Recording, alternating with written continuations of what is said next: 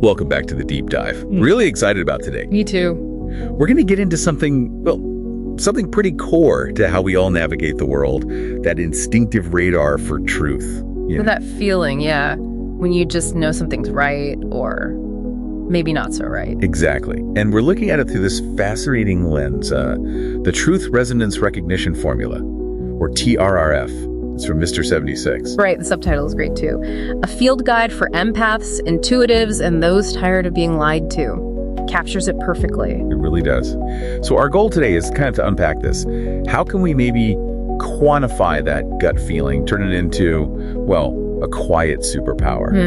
And the source puts it beautifully, I think. It says essentially that real truth. It doesn't stutter, doesn't twitch, it just lands where you feel it, apparently deep in your chest. It resonates. But lies, they scramble the signal. Oh, like static. Yeah, exactly like static. They drain your energy, leave you feeling kind of foggy or just off. Yeah. This formula is basically trying to help us name and maybe even measure that feeling. Okay, so let's look at this T.R.R.F. thing. T equals B plus R plus C plus MD divided by S.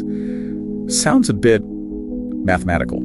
Yeah, it looks it, but the author stresses it's not about doing complex calculations in your head. It's more like a framework, a way to label what your intuition, your body is already tracking. Gotcha. So it gives structure to the instinct. Let's break down those letters then. What's B? B is for baseline authenticity. So this is your first hit, your immediate impression. Like when you first meet someone or they start talking. Exactly. Does their energy feel grounded, settled, or is it like they're wearing a mask, putting on a front?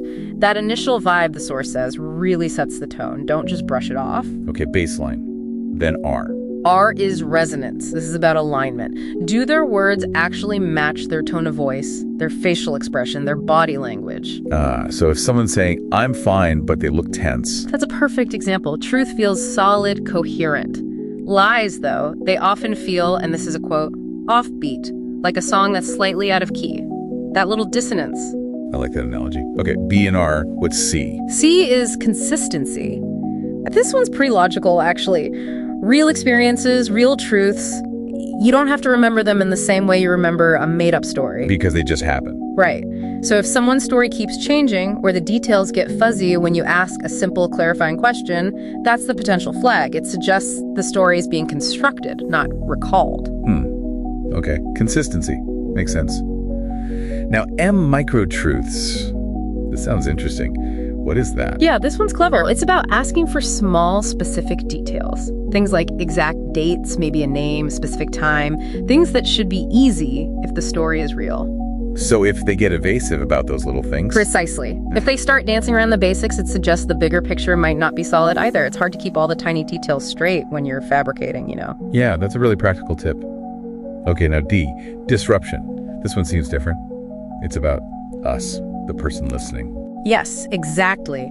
This focuses on your internal reaction. How do you feel during or after the interaction? Are you feeling tense, mentally foggy, maybe emotionally hijacked, or just drained? Oh, I know that feeling. We all do. The source suggests this is your body's alarm system flagging deception. And notice it's subtracted in the formula. Why subtracted? Because, as the author puts it, truth doesn't take your energy, it restores it. So that feeling of being drained or disrupted, that counts against the truth score. It's a sign something's off. Wow, okay. That really reframes feeling drained after talking to someone. Finally, S. S is the self-bias filter. This is crucial. It's about checking in with yourself. Are you bringing something to the table that's clouding your judgment? Like being tired or hungry or upset about something else. Or even projecting past experiences onto the current situation. It's a quick self-scan. Am I clear right now? You then divide the total score by 1 if you feel off or biased, or by 2 if you feel clear and centered. Keeps the whole assessment honest. Right, acknowledging our own state. So you do all that, you get a score. T, the truth score, between 0 and 5. How does that scale work? It's pretty intuitive. 0 to 1 is basically flashing red lights, deeply off, you're being lied to. Okay, lowest score, biggest lie. Right. Then 1.1 to 2 suggests distortion, maybe partial truths, definitely static online. 2.1 to 3 is a bit murky, some truth, some fog. Use caution. Getting warmer? Exactly. 3.1 to 4 means mostly true. The energy, the story, it generally lines up. You can probably trust this. And the top score? 4.1 to 5 That's full resonance, clear signal. The source says you can trust this completely. It's that feeling of undeniable truth. So it gives you a range, a way to calibrate that gut feeling. And zooming out a bit, thinking about why this even matters, the source makes a really powerful point. It talks about how often the world can sort of gaslight your intuition. Make you doubt what you're feeling. Exactly. You start second-guessing yourself, thinking, oh, maybe I'm just imagining it, or maybe I'm too sensitive. This formula, this whole approach is like a countermeasure. It's saying, no, trust that physical sensation. Don't gaslight your own gift.